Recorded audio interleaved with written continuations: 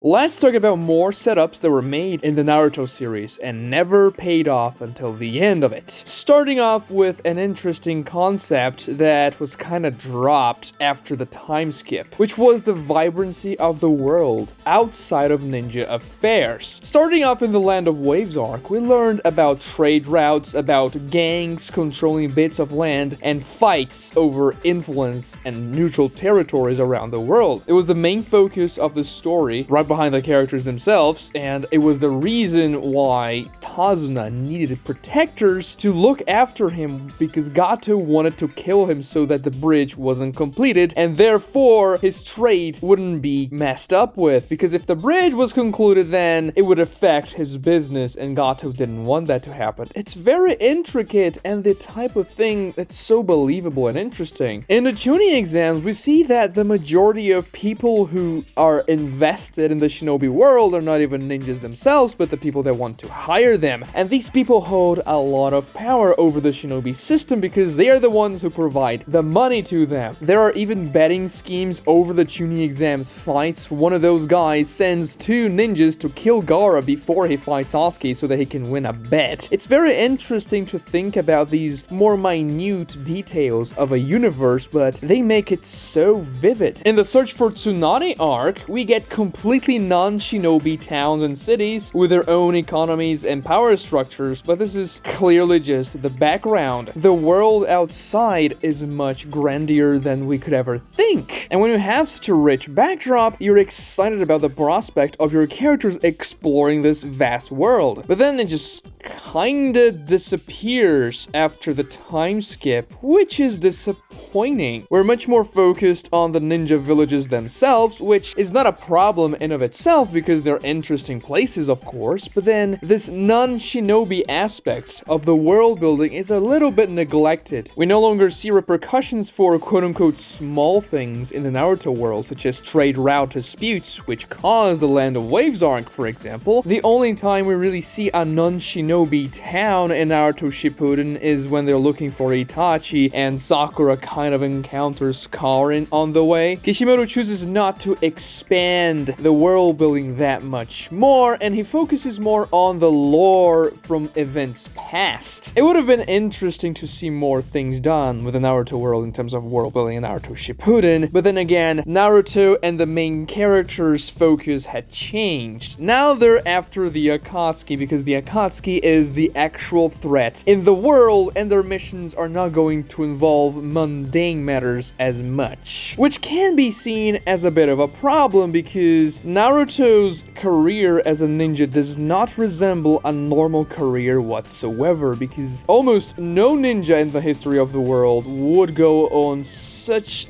different missions all the time, going after the Akatsuki, going after Orochimaru, and not really doing, the more normal stuff. This is one of the reasons why I think there should have been an additional arc between the Land of Waves and the Chunin exams to explore more of that quote-unquote mundane shinobi world and missions. Moving on to another setup, and that will be the Naruto world map. Now, usually when you present a map with several different countries in your story, you're probably going to show every single one of those countries one way or another, be it through flashbacks, through brief scenes, or through entire arcs of focus on them. However, there are several nations in the Naruto map itself that characters never really go to, that we only see a couple of characters from, and that really don't amount to much. Say the Grass Village, the Hot Spring Village, even the Sound Village, which maybe isn't even a village at all, more like a concentration of hideouts for Orochimaru and his gang. They're never really shown, characters never really explore those places. The only one of those more, you could say, obscure places that gets focused during the Naruto story is the Rain Village, and the focus it gets is great. But then there are all these other villages that are kind of forgotten, and also other places that are not even ninja villages or ninja nations, just places like the Land of Whirlpools, the Uzu Uzumaki lands, which is never really explored during the entire series, even though the Uzumakis are literally the clan of the main character. They should have been relevant, and they never really go there. Now, maybe sometimes you just have to fill up your map with quote-unquote random countries that are never going to be explored for the sake of completion and for a more holistic world building, because it's better for you to have a map with more nations. It will resemble more real maps. I mean, if there are like 5 nations in the map, it wouldn't make that much sense to begin with, but you could have done a little bit more to at least flesh out those nations a little bit instead of just showing a couple of ninjas from those particular places. The Waterfall Village is another example. There are a couple of shinobis from there like Kakuzu and Fu, and there's also one of those movies they made that are absolute filler, but it was in the Waterfall Village. But other than that, there isn't much. Another aspect of the map that was kind of teased but not really explored was the fact that the map is not really complete, is it? The map that we see, that we get access to, is just a rectangle taken out of a larger world map. You see the nation's borders there, they end where the page ends, but of course that's not where the world ends, which implies there's more land and more stuff beyond the map. Now, if it wasn't shown to us, of course it means it's not relevant to the story, which makes sense, but it's a bit of a tease, isn't it?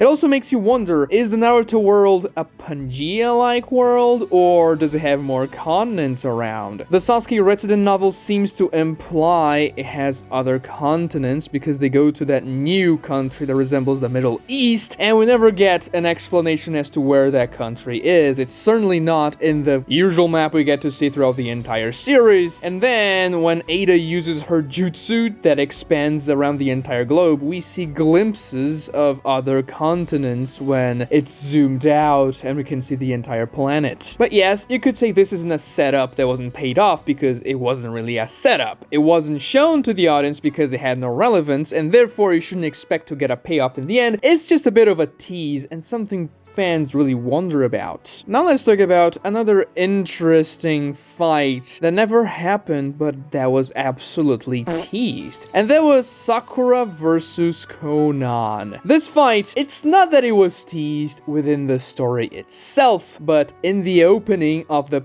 Pain arc. Actually, there were several things in that opening that never happened. For example, Team Guy was in the Leaf Village during the Pain invasion. Also, and this is the main point of this particular setup, Sakura fought Conan in that opening, and the people who hadn't read the manga when the anime was coming out were definitely excited with the prospect of Sakura fighting an Akatsuki member. After all, Sakura is in the main team of the series. You would expect her to have a big moment in the story, especially if they are teasing it in the opening. But no, she doesn't get that fight. She doesn't get that fight at all. She barely does anything in the Pain assault. She's healing a couple of people, she's punching a couple of summons from the animal path, but other than that, not much. She also screams, "Naruto, please come back," and then he appears, meaning she has the most powerful summoning jutsu in the series. But that was kind of a cheap move by the anime. Of course, this has nothing to do with the manga, because it wasn't as though Sakura and Conan were set up to fight within the story itself. Just in the anime version, the opening scene just really teased the audience, saying, you know, Sakura is gonna fight Conan, it's gonna be a big kunoichi battle. But no, and I think it's kind of cheap when you do that. There's a lot of problems involving openings of anime. Sometimes they give away too much and spoil the entire story. Sometimes they make promises that are never delivered, and therefore they disappoint the audience. It's kind of hard to make an interesting opening that doesn't give too much away and that doesn't make things up for the sake of hype. But up until this day, people still want to see Sakura versus Conan because of that opening, and I made a video about that in my Rewriting Naruto series. You're free to check that one out if you're interested. So now let's move on to the war arc, when things start to get a little bit silly in the Naruto story. First of all, let's talk about Guy and the 8th gate. the Gate of Death, the one he used against Juubidara in a very climactic and emotional fight. Now, it was set up very early on in the series in the Chunin exams that the 8 gates demand extreme effort, and they deal recoil damage to the user's body. Rock Lee was barely able to move after he used the first gate against Gaara, and then when he opened the 5th gate, he was absolutely destroyed. I mean, Gaara also crushed him, so there's that, but it's very hard on the user's body. It's also established when the gates were being explained that the 8th will grant the user power to surpass the Hokage, but in exchange, the user dies. It's the ultimate sacrifice for an insurmountable amount of power. This was an extremely interesting setup. It was then reinforced in the war arc itself when the 5-tailed beasts that were being controlled by Obito were aiming their Bijudamas at Guy and Kakashi, and they were absolutely royally screwed. Guy says, okay, I'm gonna open the 8th gate to get us out of this situation, and Kakashi says, don't do that, you're gonna die if you do that. And then Kakashi says, I'm gonna Kamui them away. It wasn't necessary because Naruto befriends Kurama, gets KCM2, and deflects the Bijudamas away, but that's not the point. The point is that they reinforced the setup that the 8th gate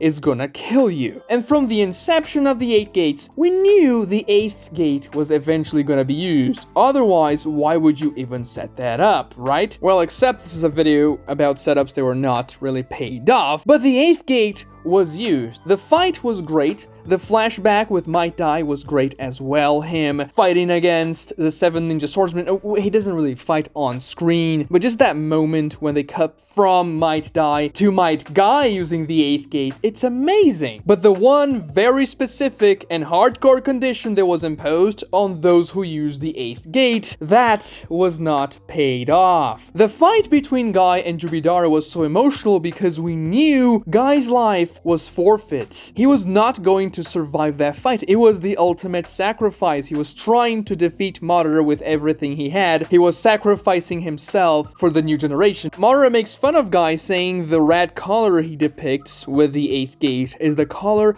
of an autumn leaf about to die. And then Guy says, yes, exactly. But this autumn leaf will provide the nutrients for new, fresh green leaves to sprout. And this is such an amazing line that encompasses the themes of this battle so well, and Might Guy as a character. But then they chicken out and they don't kill Guy. Like, why would you do that? It's the one condition of the jutsu. Kishimoto really chickened out in the situation, and he says, actually, Naruto's got a new power here that he can basically do anything with. He's going to arrive in the nick of time and save Might Guy from death. Even though it was established that the 8th gate is gonna kill the user from the 2nd arc of the series. And the entire emotional core of the battle was founded upon the knowledge that we had that Might Guy was not going to make it after this fight. Naruto arriving and saving Guy with a very contrived jutsu he just got, and well, all of a sudden I can make people alive and hold their chakras so that they don't die from the 8th gates. It just diminishes the significance and the impact of this fight completely. If Might Guy had died in this battle, this would have been one of the best fights in the Naruto series. It still is a great fight, and maybe it still even is in the top 10 or something, depending on who you ask. Not in the anime, the animation's terrible, it's much better in the manga, but still, Naruto arriving and saving Guy makes things bad. Guy should have sacrificed himself just like the autumn leaf. Some people will claim that Naruto showing up there and saving Guy makes Naruto feel as though he is a new being now. He got new powers, he is above the rest, which is true, and him saving Guy is almost like a godlike thing, but this diminishes Guy's impact in the story and what his character was doing in that fight. Even if he couldn't defeat Madara, he was trying to delay him enough so that Naruto could be healed up, and then Naruto could try and solve the problem. But then when Naruto arrives and saves Guy from him sacrificing himself so that Naruto can arrive in the first place, it kind of diminishes the entire meaning behind everything. And what did you even do with Might Guy after that fight anyway? He served no more purpose in the story. He was just there, and then we got to see him in the last chapter in a wheelchair. Nothing. He does nothing else. Like, it's not as though making him survive this ordeal would create new possibilities in the story, like making Choji or Neji survive the Sasuke retrieval arc, even though they didn't really have much to do in Shippuden anyway. So maybe they should have died in that arc. But still, Guy does literally nothing after the Madara fight. He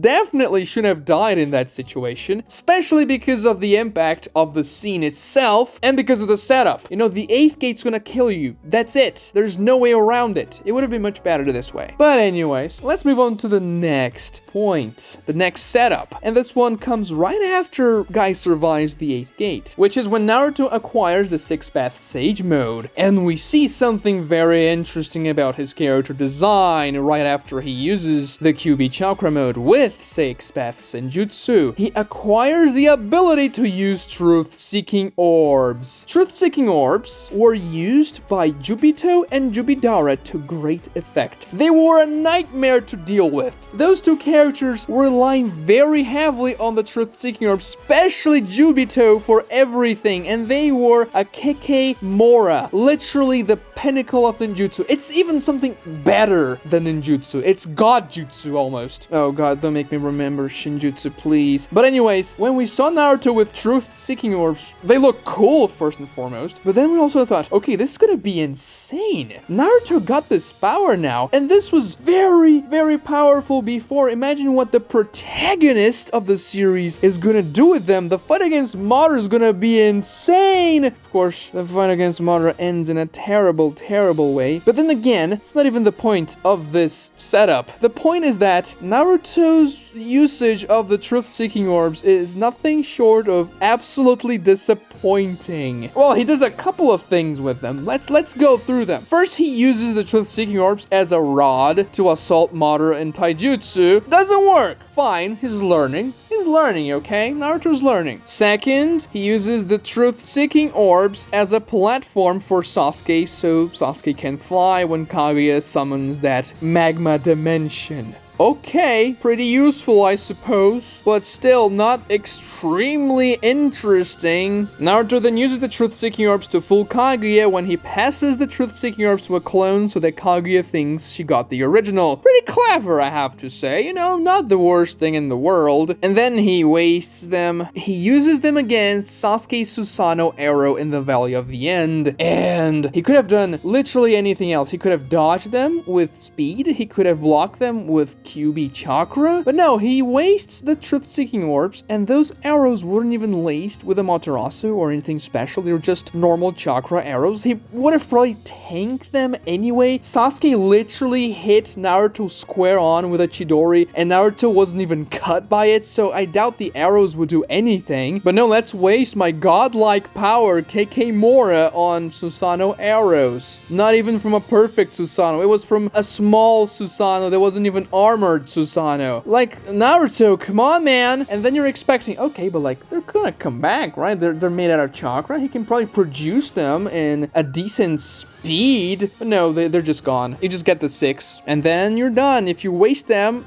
bye-bye, truth-seeking orbs. Not anymore. If you compare what Naruto did with them to what Juubito, creating those shields, attacking and defending, molding the truth-seeking orbs format to make the attacks more powerful, and also making the sword of Nunaboko, making that omnidirectional shield around himself, and Juubidara did the same things. Naruto's usage of the truth-seeking orbs is very lackluster, and him being the main character makes things even weirder because, yeah, why would you give the main character truth-seeking orbs if he's not gonna do anything with them? Very strange indeed. And next, we have the Rinnesharingan, the most powerful dojutsu in the entire series. Now, first, I don't like how the Rinnesharingan looks at all. I actually hate it. It looks absolutely ugly. This third fat eye on the user's forehead looks bad. I don't like it. I don't care too much about, the design of the Rinnesharingan. The several Tomoi are nice and all, but it being in the middle of the forehead makes any character look goofy, and I don't like that choice. Having said that, this jutsu is literally the pinnacle of dojutsu in the series. It's more powerful than anything by a long shot, and we never even get to see what it does. Now, of course, it casts the Infinite Tsukuyomi. That's a pretty big achievement, granted, of, the most powerful jutsu ever cast, but then it does nothing else. You would expect this amazing eye to have so many quirky abilities, but no, it's just never used. Never ever used. Juubidara, well, he gets the eye, the Rinnesharingan, he uses Infinite Tsukuyomi, and then Zetsu stabs him in the back, ruining the entire series and bringing Kaguya. Kaguya never really uses the eye. Like, it's just there for the sake of it being there. Although one could make the argument the jutsu she uses to pass through dimensions is used with the Rinnesharingan, but this is never really stated. It's much more implied this is a jutsu she had beforehand, and not really a Rinnesharingan jutsu. And even if that was the case, you don't really get any indication as to this very specific powerful eye in the middle of her forehead was being used during the fight. You see her flexing her Byakugan when she is staring down Naruto and Sasuke, saying, "Oh, your chakras, they remind me of Hamura and Hagoromo." Wow. No, she never used the Rinnesharingan. And even if you give the dimensional drift ability to the Rinnesharingan, it's still pretty boring ability. Changing the terrain is nice and all, and makes the fight a little bit more interesting, even though it's a pretty bad fight. But if a Mangekyo Sharingan, which is supposed to be a billion orders of magnitude weaker than the Rinnesharingan, could do all sorts of stuff like Susanoo having original abilities, I would imagine the Rinnesharingan would be pretty crazy. And the worst part's not even Kaguya not using it, because Kaguya is like room temperature IQ. No, the worst part of it is that Madara never really get to use it because he got stabbed in the back with the worst plot twist in anime history. Madara's original Rinnegan ability was Limbo. Imagine what type of ability he would have access to with the Rinnesharingan, and how interesting it would be for him to develop those abilities. Then again, Kishimoto is not the type of guy that likes to write too many different abilities in a single fight. It's not very hard to see that because he just neglects Madara's MS abilities and never ever shows them at all. Also, when new Rinnegan users unlock the Rinnegan or get the Rinnegan from somebody else, they just kind of don't use the abilities Nagato was using, and a lot of people say, no, it's actually because they were not as experienced, but then they used them selectively, like Sasuke all of a sudden learns how to use the Preta Path to drain Naruto's chakra and the Biju chakra, and he was using Chibaku Tensei just fine. Like, when you acquire these types of abilities, it's very much implying that you gain an ingrained knowledge of how to use them. Maybe you're not going to be as experienced using them, maybe you're not going to know how to combo them correctly, but you would know you have the capabilities of doing so. Like Madara, he learned how to use Kamui with Kakashi's eye in 0.2 seconds right after he stole Kakashi's eye, and he used it in a way Kakashi's never used it before, like using it on himself. So it's because Kishimoto likes to keep the battles with a maximum amount of jutsus possible, so the character is not spamming everything all at once, and having a Rinnesharingan on top of all Madara's abilities would have been probably too much. And imagine if you put on top of that the two base Mangekyo Sharingan abilities as well. It would have been crazy with the Limbo clones, with Juubidara's, just Senjutsu attacks, the lightning style, the Tempest style, Wood style, the Susanoo. Juubidara doesn't even use the Susanoo, at all. But still, unfortunately, the Rinnesharingan remains as one of those jutsus we just don't know exactly what's capable of, except for the Infinite Tsukuyomi. Subscribe to this channel if you haven't already, and also like this video to help me out with the YouTube algorithm. Watch this other video right here for more Naruto content just like this, and thank you so much for watching.